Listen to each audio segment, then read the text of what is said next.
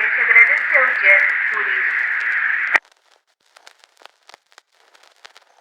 Are you saying you're going to stop investigations at the restaurant and leave 5 children missing forever?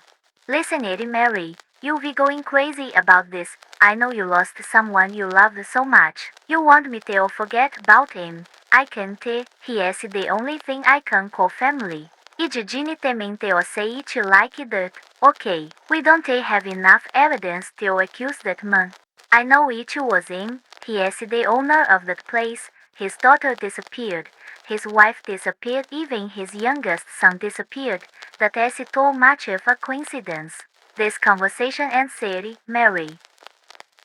Você devia ter se esquecido da gente. Agora você vai sofrer as consequências. Mary, me desculpe.